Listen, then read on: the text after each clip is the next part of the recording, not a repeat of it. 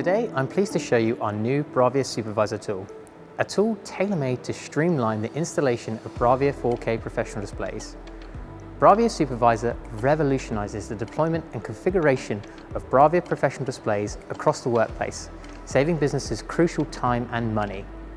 So let me talk you through how it works. Traditionally, when configuring and installing any display in your workplace, it could take up to around 10 minutes per display, which is a lot of time if you have many screens to set up across your building.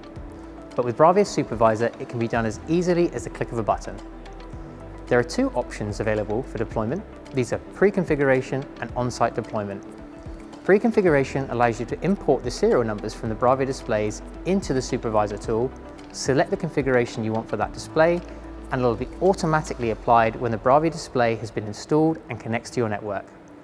The second option for on-site deployment means you can turn on the display, scan a QR code on the display, select the configuration you want for that display, and it will be automatically configured once installed and connected to your network.